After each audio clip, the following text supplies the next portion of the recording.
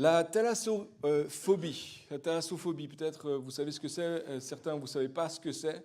La thalassophobie, c'est la phobie ou la peur de ce qui est potentiellement dans les fonds marins. Aussi longtemps que je me souvienne, j'ai toujours eu peur de ce qu'il y a dans les fonds marins. Et tous les gens bizarres qui n'ont pas peur, on peut en discuter à la fin parce que c'est bizarre, on voit rien au fond. Et ça fait peur quand c'est noir comme ça. Il y a peut-être des bestioles là-dedans. Il y en a, c'est sûr. Mais on ne sait pas leur taille. En tout cas, aussi longtemps que je me souvienne, j'ai toujours eu peur des fonds que je ne voyais pas. À la piscine, ça va bien. Quand j'ai un masque et je peux voir ce qu'il y a au fond, ça va. Mais lorsque je ne vois pas, il y a comme une masse trouble sous moi. Je peux imaginer tellement de choses et ça fait peur. Je m'en souviens, une fois, Christina m'a fait une belle surprise. Elle a loué des jet skis sur le lac. On n'avait pas encore d'enfants. On est allé sur le lac faire du jet ski, etc. Et puis moi, je m'éloignais pas trop du bord. Puis elle dit à un moment donné, mais viens, on va traverser. Non, c'est bon. À un moment donné, bon, j'avoue, je suis allé avec elle, mais je ne lui ai pas dit que j'avais peur. Et à un moment donné, je suis comme bloqué. Puis là, Christina me dit, mais pourquoi tu n'avances pas? Tu vas tout doucement et tout. Parce qu'en fait, il y a de l'eau noire dessous. Ça fait peur. Peur irrationnelle, certains diront peur irrationnelle. Mais voilà, je ne sais pas si vous avez peur de quelque chose, si vous avez crainte de quelque chose. Certains, vous venez de découvrir un mot qui explique peut-être votre peur à vous de nager dans les eaux noires, la thalassophobie. Est-ce que toi aussi tu as peur? Est-ce qu'il y a une phobie? Est-ce qu'il y a une crainte irrationnelle que tu as? Je ne sais pas si tu as une crainte, certains c'est des petites bestioles, certains c'est des situations particulières qui vous font peur. Le conseil le plus répété dans toute la Bible, c'est le conseil suivant, ne crains pas. Ne crains pas, c'est répété régulièrement, on le dit parfois que c'est répété 365 fois, je ne suis pas sûr de ça, j'ai cherché, je ne suis pas tout à fait sûr de ce chiffre-là, mais certains avancent l'idée que 365 fois il a été dit « ne crains pas, ne crains pas, ne crains pas ». Je ne sais pas combien de fois exactement, mais je sais que c'est le conseil le plus répété dans toute la Bible. Ne crains pas, ne crains pas. Par contre, étonnamment, la parole de Dieu nous appelle à de nombreuses reprises aussi à craindre l'Éternel, le Dieu d'Israël, à le craindre, à craindre Dieu. Proverbe 1, verset 7, peut-être le passage le plus connu à propos de la crainte de l'Éternel. La crainte de l'Éternel est le commencement de la science. Les insensés méprisent la sagesse et l'instruction. Psaume 34, verset 9 dit « Craignez l'Éternel, vous ses saints, car rien ne manque à ceux qui le craignent. » L'Ecclésiaste, le sage qui avait tout testé, qui avait tout essayé, termine son discours à propos de toutes ses expériences. Il va dire, écoutons la fin du discours, crains Dieu, observe ses commandements. C'est là ce que doit faire tout homme, car Dieu amènera toute œuvre en jugement au sujet de tout ce qui est caché, soit bien, soit mal. David, dans le psaume 25, va même dire quelque chose d'étonnant à propos de la crainte de Dieu. Il va dire ceci, « L'amitié de l'Éternel est pour ceux qui le craignent et son alliance leur donne instruction. » L'amitié de l'Éternel est pour ceux qui le craignent. Amen. Dans tous ces passages, il est clair que Dieu veut que nous le craignions. Il dit encore et encore, ne crains pas, puis il dit, crains-moi. Ne crains pas, crains-moi. En fait, on dit, les spécialistes parlent d'environ 150 références ou appels à la crainte de Dieu dans le Nouveau et dans l'Ancien Testament. Moi, je crois que contrairement à la phobie, qui sont des craintes complètement irrationnelles, la crainte de l'Éternel, c'est la peur la plus rationnelle ou c'est la réaction la plus rationnelle à la révélation de la gloire de Dieu. C'est rationnel de craindre Dieu.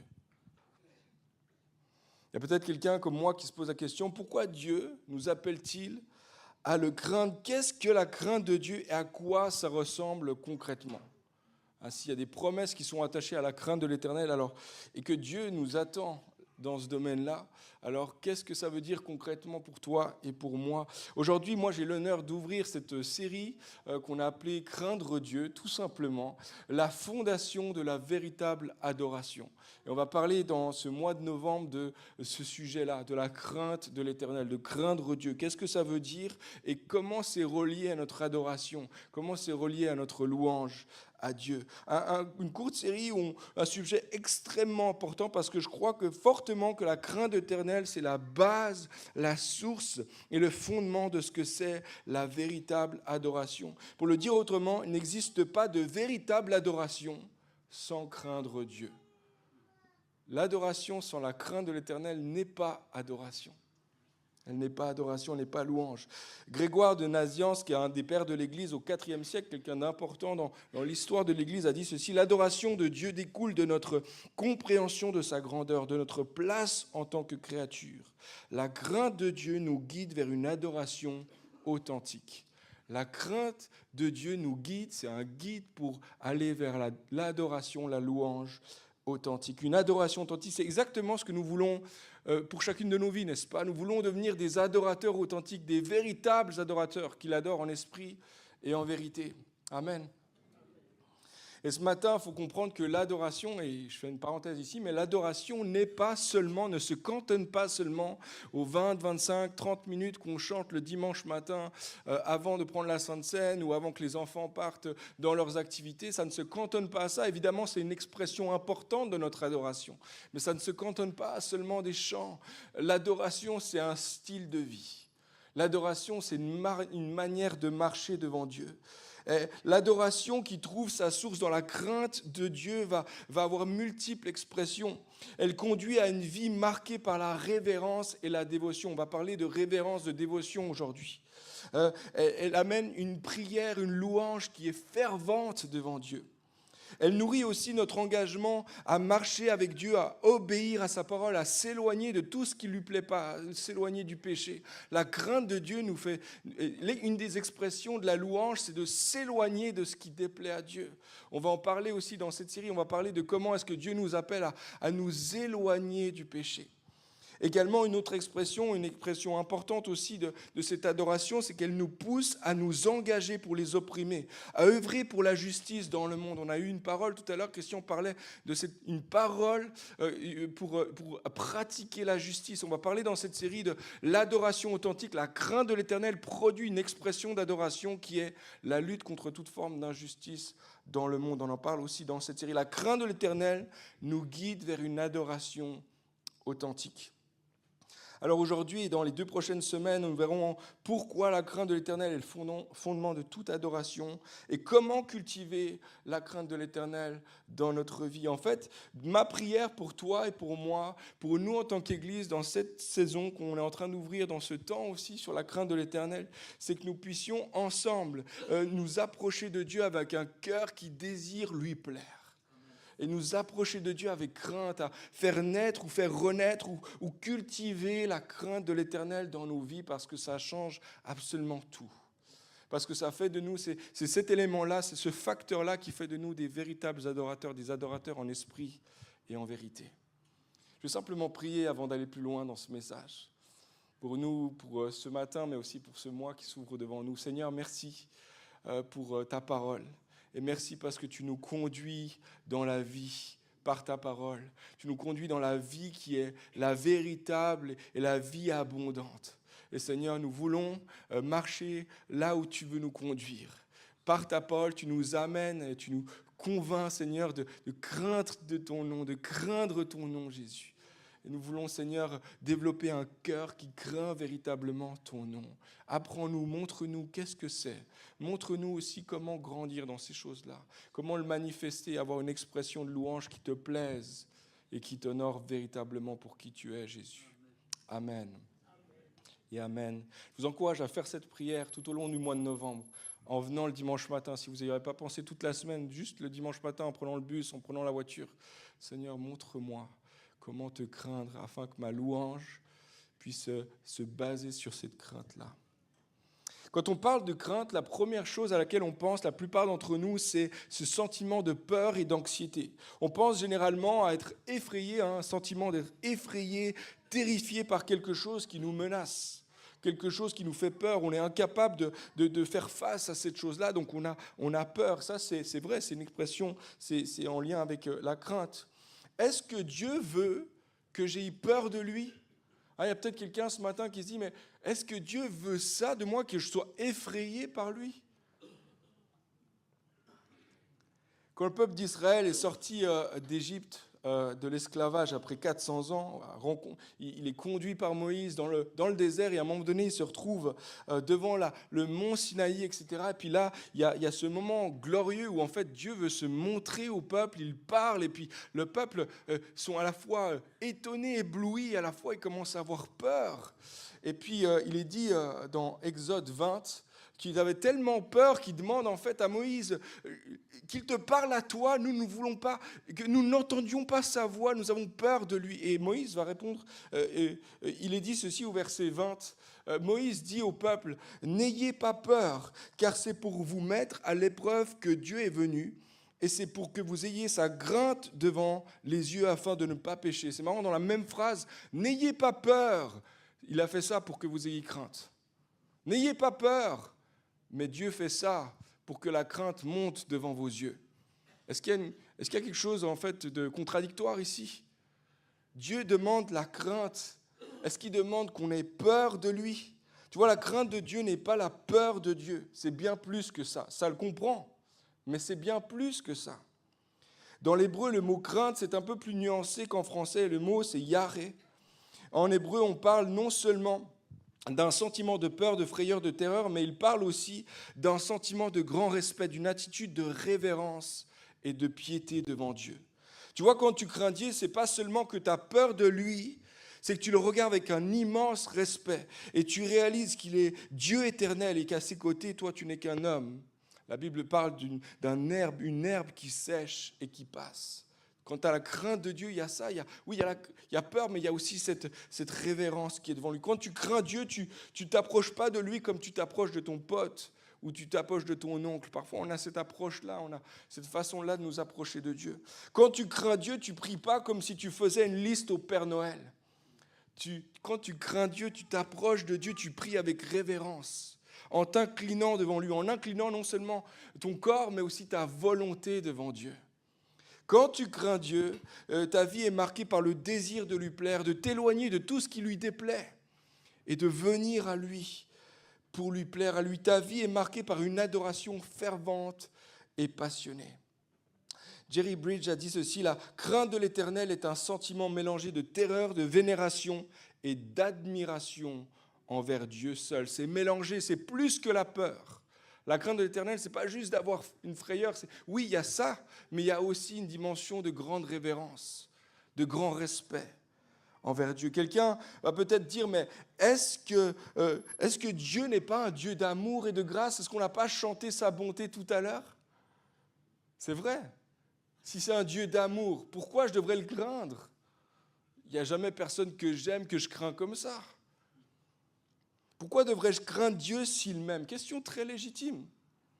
Une des choses qui me frappe dans la lecture de la parole, lorsque tu fais la lecture vraiment régulière de la parole, tu es frappé par les hommes et les femmes qui aimaient le plus Dieu, c'était les hommes et les femmes qui le craignaient le plus aussi.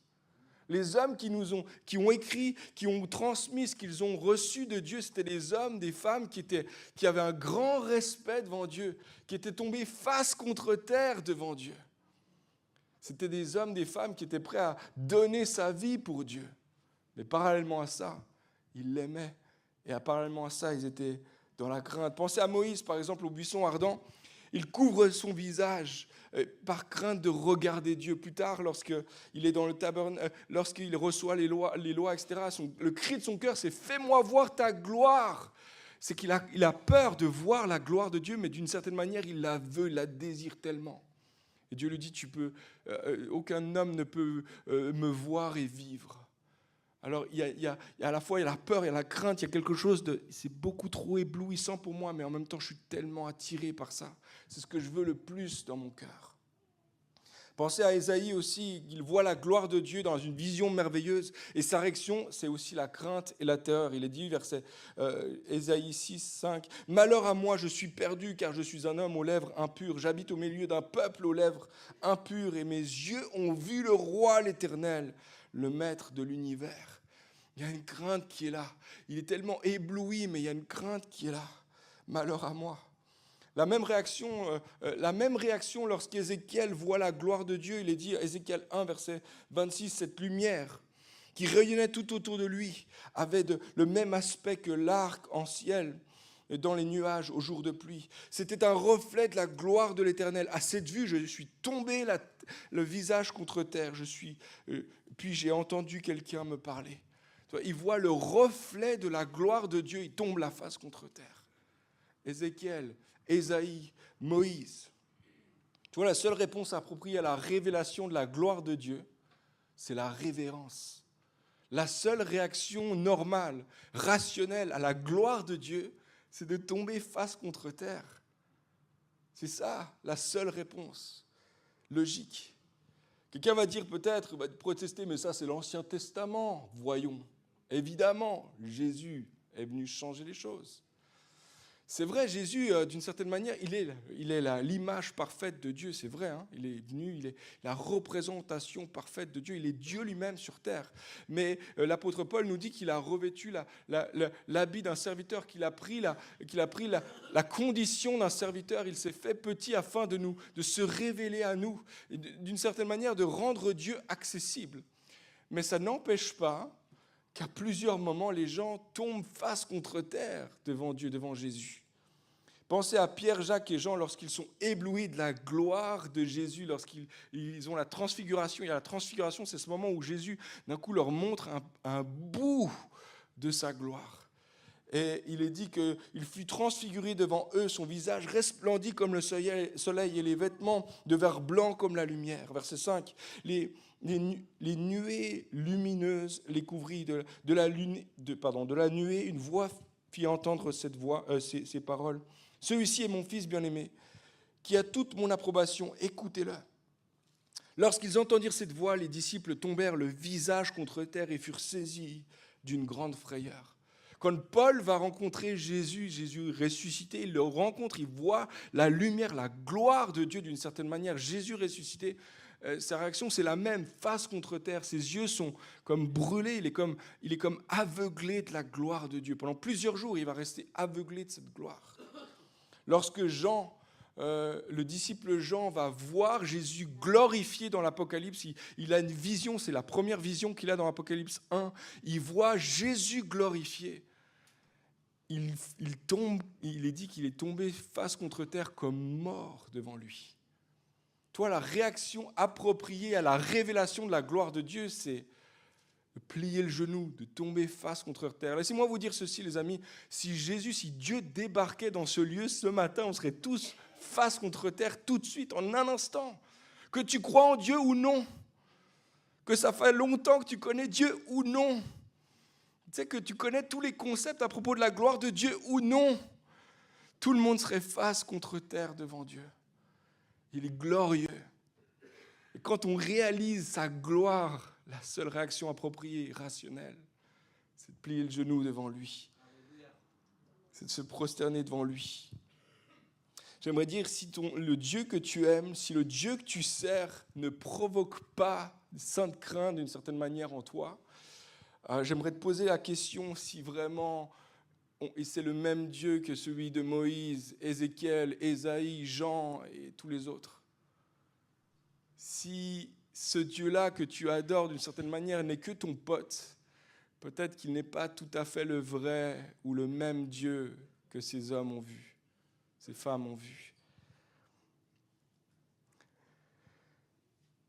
Ils sont tous tombés littéralement face contre terre. Lorsqu'on réalise la gloire de Dieu, c'est ça la réaction qui se passe. Tu vois, dans l'Ancien Testament comme dans le Nouveau Testament, tous les hommes, toutes les femmes qui ont vu la gloire de Dieu sont sortis à la fois tremblants de crainte devant lui et à la fois l'ont aimé comme ils n'ont jamais rien aimé sur la terre. Moi, c'est un contraste tellement important à dire dès le début de cette série, c'est que cette crainte-là provoque l'amour pour Dieu.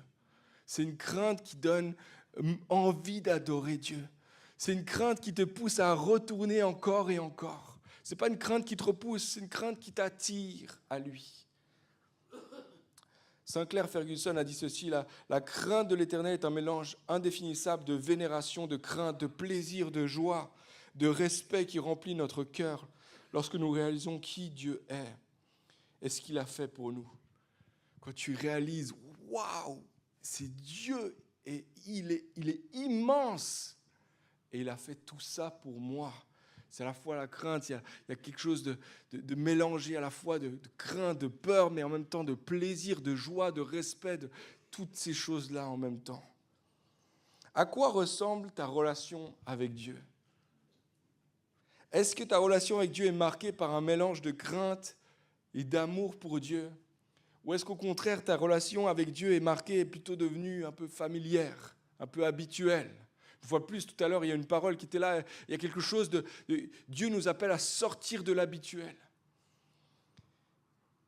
Tu vois, le livre de 2 Samuel rapporte un épisode un petit peu étrange. J'en ai parlé, j'ai déjà eu l'occasion de prêcher sur ce texte, un passage assez étrange où en fait David vient juste de devenir roi. Il a été consacré comme roi et puis ça fait maintenant une génération, à peu près 40 ans, que l'arche de l'Alliance était mise sur le côté du territoire.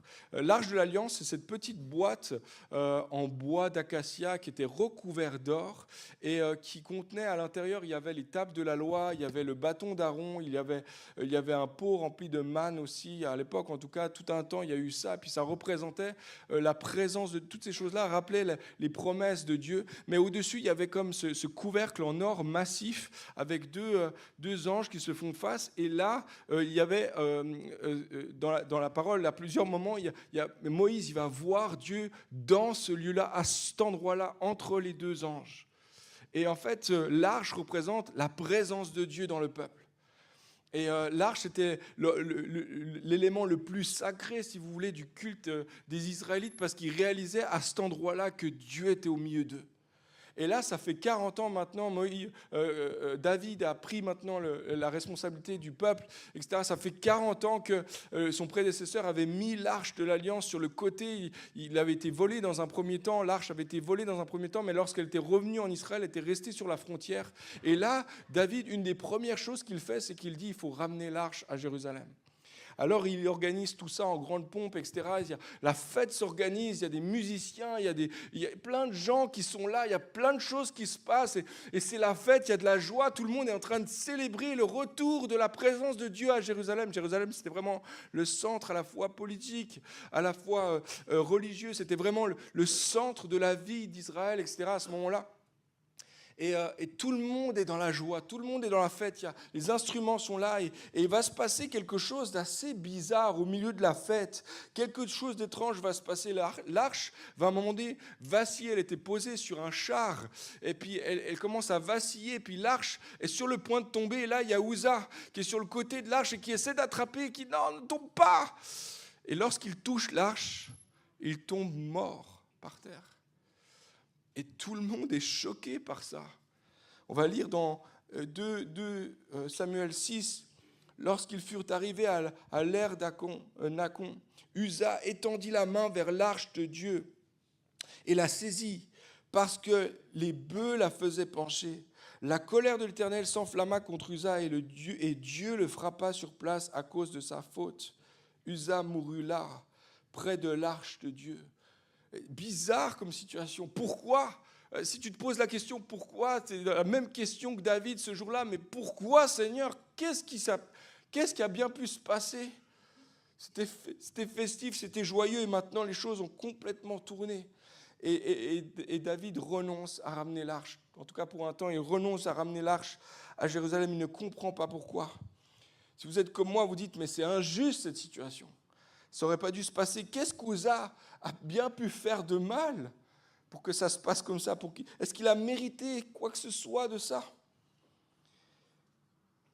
Qu'avait fait David pour que son projet soit avorté? David était en train d'adorer Dieu et Uza voulait éviter que l'arche ne tombe sur le sol.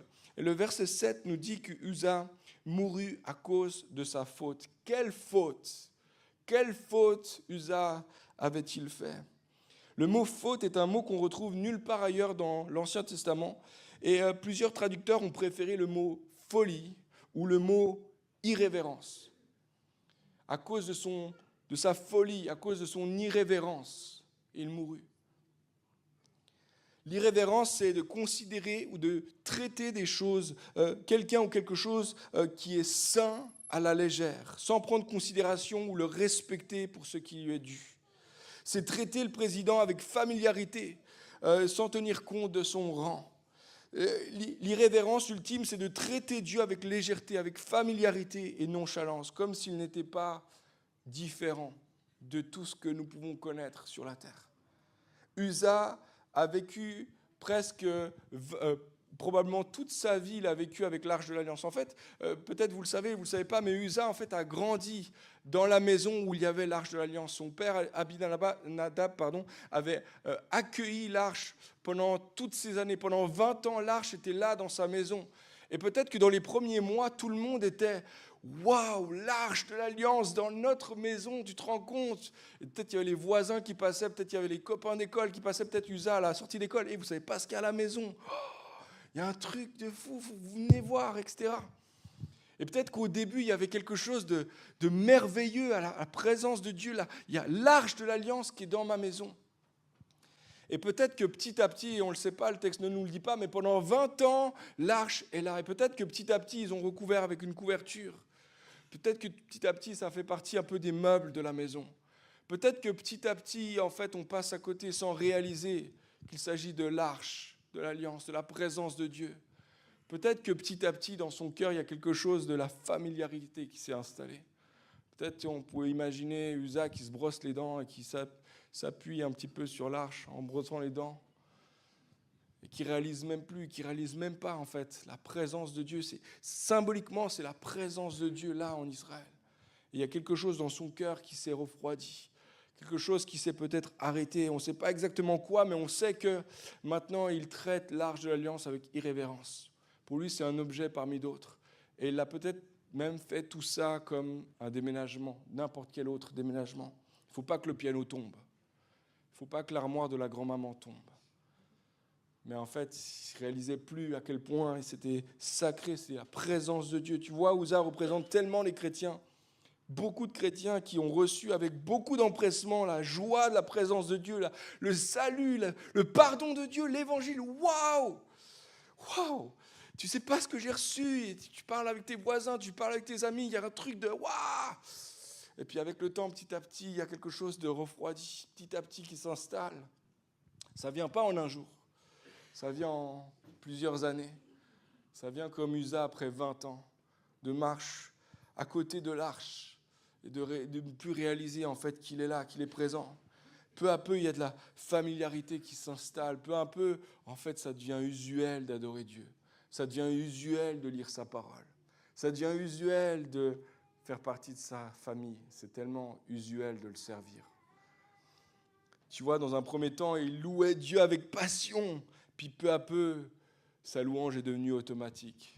Ma louange te revient.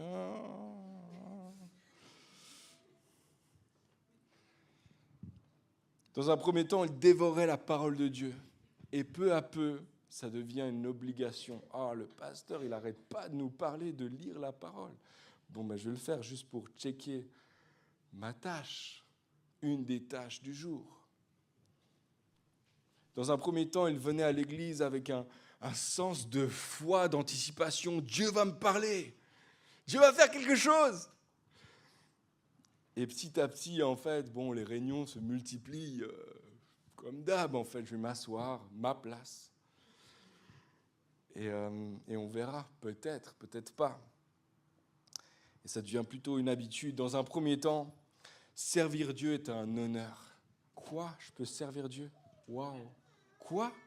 Je peux servir Dieu avec les petites choses que j'ai? Moi, je peux servir Dieu. Waouh!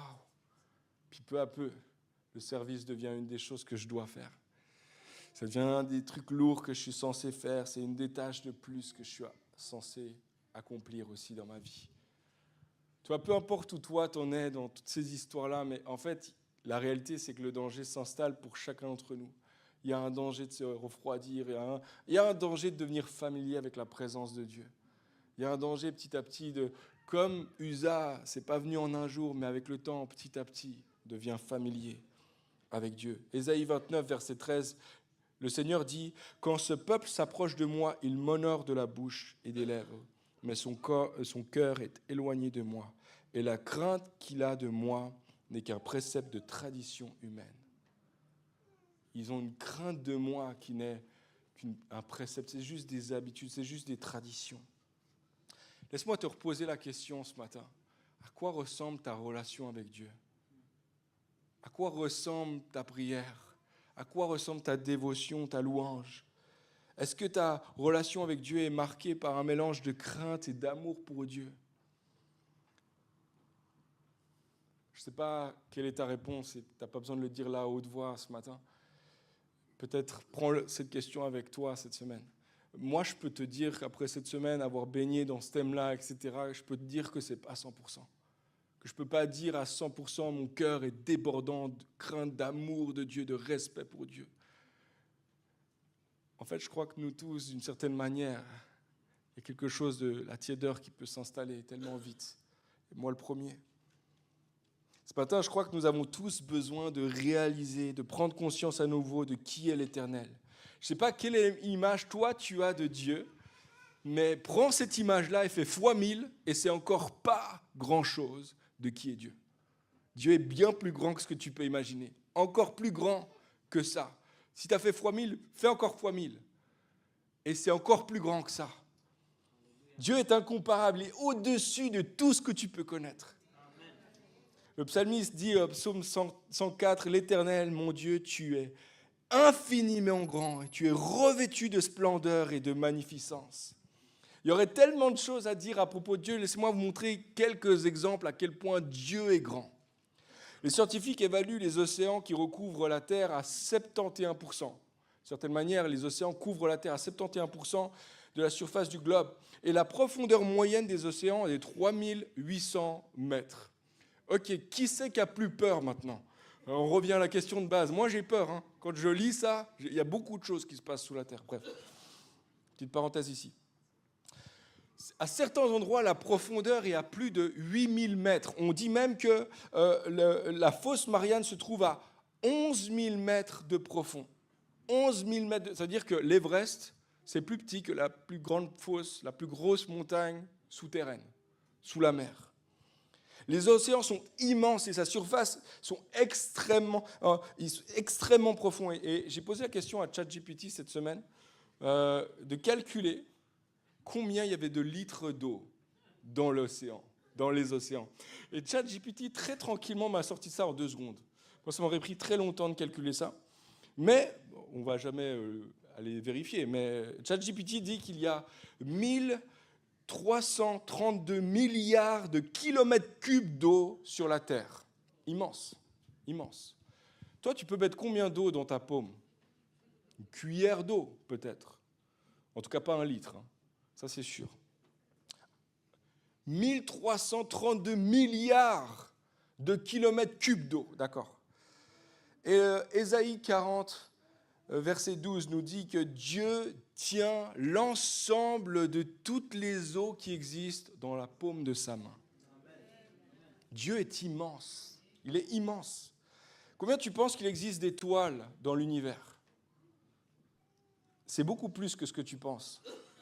Là encore, les scientifiques parlent d'environ 100 milliards de galaxies dans l'univers et chaque galaxie contiendrait 2000 milliards d'étoiles. Bon, c'est une approximation, je ne sais pas comment ils ont fait pour faire leur calcul. À mon avis, ils bluffent. Le chiffre approximatif qu'ils ont donné va donner en fait un chiffre que je n'arrive même pas à prononcer. Il y a un 2 et il y a 33 zéros juste derrière. Ça, c'est le nombre d'étoiles dans l'univers. Approximativement, on n'en est pas à 1 ou 2 près. Et le psaume 137 dit ceci, « L'Éternel compte le nombre des étoiles et leur donne à toutes un nom. Notre Seigneur est grand, puissant par sa force. Son intelligence est sans limite. » Dieu est immense. Le Soleil se trouve à 150 millions de kilomètres de la Terre. 150 millions de kilomètres de la Terre, c'est très long comme voyage. Si tu prends l'avion, qui va environ à 750 km/h ou 800 km/h, ça prendrait un peu plus de 30 ans pour sans arrêt pipi, pour aller jusqu'au Soleil. Pas d'arrêt ravitaillement, pas d'arrêt pipi, pas d'arrêt, je vais faire juste un tour, etc. Non. 30 ans, plus de 30 ans juste pour aller jusqu'au Soleil. Ok. Si on avançait à la vitesse de la lumière, ça prend environ 8 minutes. d'aller jusqu'au soleil. Donc ça va beaucoup plus vite, on est d'accord? Ok. Maintenant, l'étoile la plus proche de nous se trouve à 4,3 années-lumière de nous. Donc le soleil, ça prend 8 minutes d'aller à la vitesse de la lumière. Si tu veux rejoindre l'étoile la plus proche de nous, ben, il faut faire 4 ans à la vitesse de la lumière pour y arriver. Immense. La galaxie Andromède, celle qui est la plus proche de notre galaxie, se trouve à environ 2,31 millions d'années-lumière. C'est immense. Et ça, c'est la galaxie la plus proche de nous. L'univers, c'est immense. Et Salomon va dire, dans 1 Roi 8, lorsqu'il inaugure le temple, il va poser cette question. Mais quoi? Dieu pourrait-il vraiment habiter sur la terre? Puisque ni le ciel, ni les cieux des cieux ne peuvent te contenir. Cette maison que j'ai construite ne pourrait d'autant moins. Il est en train de dire, le ciel et les cieux des cieux, on parle de l'univers, ne peuvent contenir la gloire de Dieu. Dieu est bien plus grand que l'univers. Dieu est immense. Il est immense. C.S. Lewis a écrit plusieurs bouquins. Il est connu maintenant dans le monde entier pour avoir écrit le célèbre Chronique des Narnia, et puis qui est une histoire fantastique, qui est une allégorie en fait qui oppose le bien et le mal. Et puis il met en scène des enfants, etc., qui découvrent un peu ce monde et tout ça. Et à un moment donné, il y a une discussion qui se fait à propos d'un personnage qui s'appelle Aslan, qui est un lion, qui est en fait une représentation de Dieu dans cette histoire fantastique. Et un enfant pose la question, est-il inoffensif? J'aurais peur de rencontrer un lion. Tu aurais peur, mon petit? Sans aucun doute, dit Madame Beaver. Si seulement quelqu'un se présente devant Aslan sans fléchir les genoux, il est très brave ou alors complètement fou. Donc il n'est pas inoffensif, demande Lucie. C'est une petite fille aussi, elle pose la question. Mais il n'est pas inoffensif alors. Inoffensif, s'exclame M. Beaver. N'as-tu pas entendu ce que dit Madame Beaver? Qui a parlé d'inoffensif? Bien sûr qu'il ne l'est pas, mais il est bon. Il est un roi, je te le dis. Il n'est pas inoffensif, il est immense. Et toi et moi, on devrait trembler à l'idée de rencontrer ce roi. Dieu n'est pas inoffensif, il est saint, il est puissant, majestueux, redoutable, immense, incomparable. Il est bien plus que tous les mots que j'ai choisis, fois 1000, fois 1000, fois 1000, fois des milliards encore, beaucoup plus que ça encore. Le prophète Jérémie le dit tellement bien, Jérémie 10, verset 6, il dit « Personne n'est semblable à toi, Éternel. Tu es grand et ta puissance contribue à la grandeur de ta réputation. Qui pourrait ne pas te craindre, roi des nations? Oui, c'est à toi que la crainte est due, car parmi les sages des nations et dans tous les royaumes, personne n'est semblable à toi. Qui pourrait ne pas te craindre, Éternel? Tu es tellement grand. » D'une certaine manière, si tu dis que tu aimes Dieu et que tu ne trembles pas devant ce Dieu-là, une fois de plus, peut-être que tu as une fausse version de Dieu. Parce que Dieu, il n'est pas inoffensif, il est glorieux, immense. En vrai, d'une certaine manière, nous avons tous une image un peu trop petite de qui est Dieu. Un tout petit peu trop petite. Et notre adoration est un tout petit peu trop limitée par rapport à sa grandeur. Alors, je vous mets devant ces faits-là et on se dit tous, waouh, ok, mais où est-ce que vous voulez en venir? Où est-ce que tu veux en venir? Saint Augustin, qui est un des pères de l'Église, qui a été parmi les leaders spirituels les plus influents de son temps à l'époque, dans une période qui était très troublée, et qui a eu une influence dans le christianisme jusqu'à nous aujourd'hui. Encore aujourd'hui, il y a beaucoup de gens qui lisent ces bouquins. Il a écrit plusieurs bouquins, les Confessions d'Augustin, qui sont très importants, mais aussi la cité de Dieu. Et dans ce livre-là, il décrit la gloire de Dieu et, par rapport à la gloire des royaumes humains, etc. Et il est dit, on raconte que le jour de sa mort, Augustin était entouré de ses proches. Et qu'alors qu'il était couché dans une pièce très paisible, avec calme, il s'est simplement endormi. Apparemment, c'était un temps très calme, très doux, et il est simplement parti vers son Seigneur, dans la simplicité. Et il est dit que quelques instants plus tard, après avoir fermé les yeux et soufflé son dernier souffle, il s'est relevé, les yeux grands ouverts, le visage resplendissant, et il a déclaré ceci: « J'ai vu le Seigneur, et tout ce que j'ai écrit n'est que paille. » Et ensuite, il s'est recouché, il s'est rendormi, et il est parti. Pas si c'est vrai, mais c'est tellement puissant de réaliser un homme, pour le coup, qui a consacré sa vie à la gloire de Dieu. Il dit: j'ai écrit à propos de la gloire de Dieu toute ma vie, mais je peux vous dire que ce que j'ai écrit, c'est que de la paille. C'est rien du tout face à la gloire de qui est Dieu. Quand tu réalises que Dieu est si grand, si puissant, si glorieux, tu vas commencer à te poser la même question que le psalmiste au psaume 8. Quand je contemple le ciel, œuvre de tes mains, la lune et les étoiles que tu y as placées, je dis: qu'est-ce que l'homme pour que tu te souviennes de lui, et le Fils de l'homme pour que tu prennes soin de lui? Je suis tellement rien face à l'immensité de qui tu es. On peut jouer quelques notes, on va aller dans un instant à la conclusion et encore louer le nom du Seigneur. Tu vois, la crainte de l'Éternel naît dans un cœur qui réalise qui Dieu est. Mais la crainte de l'Éternel naît dans le cœur de quelqu'un qui réalise ce que Dieu a fait pour moi, alors que je suis que paille devant son immensité. Parce que tu réalises le contraste entre la gloire de Dieu et la petitesse de nos vies individuellement. Ta vie est importante, laisse-moi te dire juste ça, ta vie est très importante. Je ne suis pas en train de dire que ta vie est rien. Ce matin, il y a quelqu'un qui a besoin d'entendre: ta vie a beaucoup de valeur. Mais quand tu réalises la grandeur de Dieu, l'immensité de sa grandeur, et que tu réalises à quel point tu es petit dans l'histoire, qu'est-ce que l'homme pour que tu te souviennes de lui? Qu'est-ce que ma vie, Seigneur, pour que tu penches tes regards vers moi? Je me rappelle, la main de mon père m'a toujours fait peur quand j'étais petit. J'ai une image, voilà. La main de mon père faisait peur, il avait une main immense. Mon père, c'est un ouvrier, il travaille avec ses mains, il a des grosses mains, bien charnues comme ça, et des fois blessées, etc. Mais sa main me terrifiait quand j'étais peur. Pas que moi, mes frères aussi. Mais pas que moi et mes frères. Les gens aussi, parfois. Et je me rappelle très bien, un jour, on était en train d'aller dans un centre commercial, etc., en voiture, et ma belle-mère, à ce moment-là, elle avait des cannes, elle avait eu un accident, etc., donc elle avait dû se faire opérer.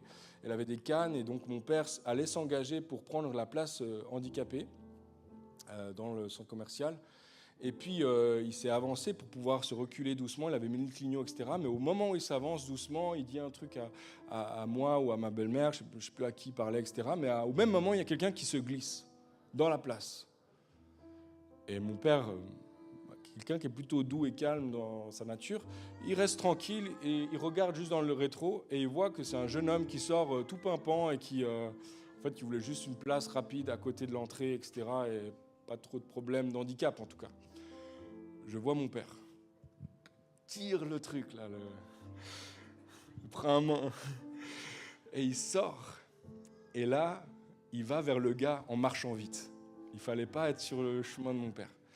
Le gars l'a juste regardé, il est retourné dans sa voiture. Il n'y a pas eu de discussion. Il n'y a pas eu de discussion. Mon père, il a juste montré sa main. Le gars est retourné dans la voiture, il est sorti. Il n'y a pas eu de discussion, pas de négociation. Il n'y a pas de... De toute façon, il n'y aurait pas eu.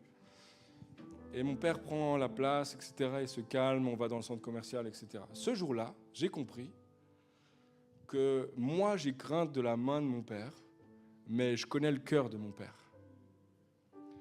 Ce gars-là, il a peur de sa main. Il ne connaît pas le cœur de mon père. Mon père n'aurait pas pu lui faire il ne peut pas faire de mal à une mouche, mon père. Et en fait, j'ai compris ce jour-là que cette même main qui me terrifie, c'est la même main qui m'a porté, qui m'a aimé, qui m'a protégé, qui m'a caressé, qui m'a relevé, qui m'a encouragé à faire un premier pas, etc. C'est une image, évidemment, c'est bien plus petit que ce qu'on est en train de parler ce matin. Mais le Dieu que nous adorons, il a une main terrifiante. Sa main est terrifiante. Et elle pourrait nous écraser en un instant.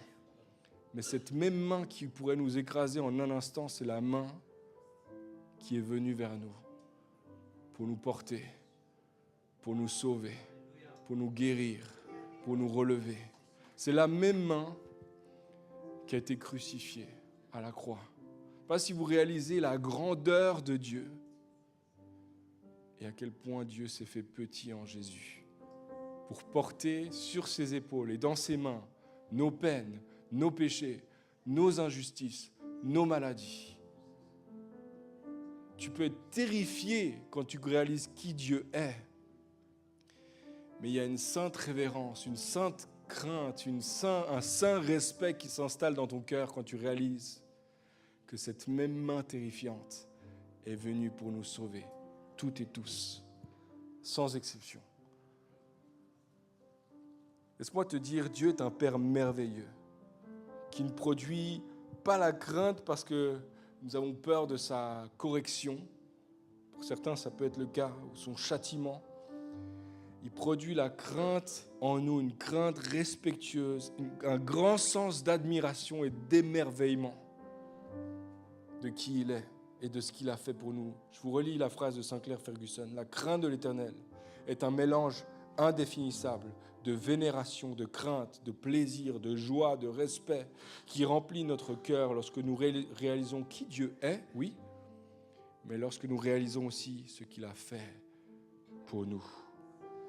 L'adoration et la louange prennent leur fondation dans la réalisation de sa grandeur et de la réalisation de son amour immense et incompréhensible qui nous dépasse complètement. Insondable est ton amour, ô Dieu. Immense est ta grâce, ô Dieu. Je propose simplement ce matin, en terminant, on va simplement se tourner vers Dieu.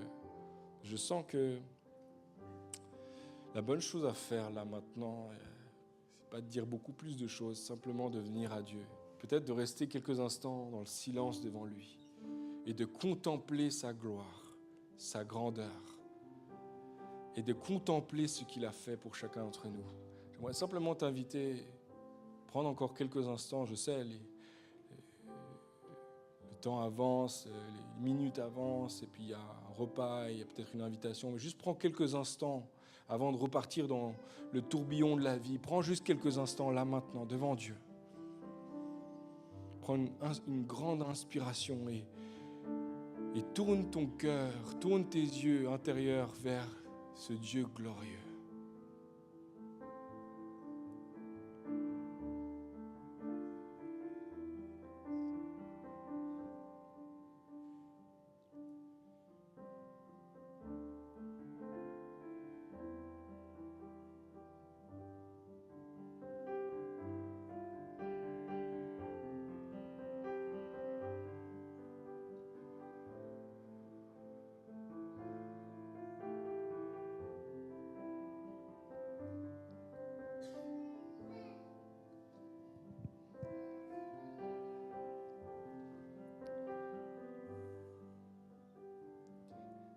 Merci Seigneur pour tes mains.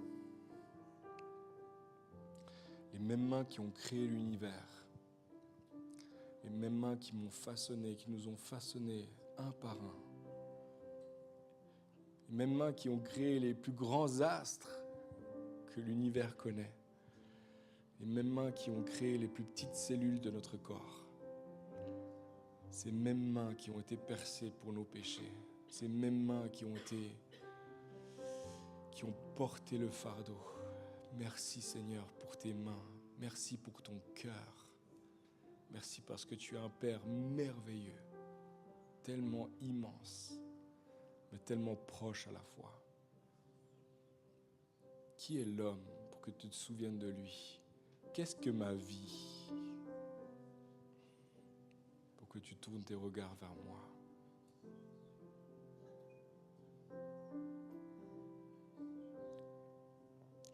La crainte de l'Éternel commence là. Elle commence avec cette réalisation. La crainte de l'Éternel nourrit notre adoration, qui n'est pas une adoration toujours extravagante ou extrêmement vocale ou extrêmement émotionnelle. C'est une vie d'adoration, une vie de consécration, une vie de « je m'offre à toi, Seigneur ». Peut-être ce matin, tu peux encore prendre la décision de t'offrir à Dieu.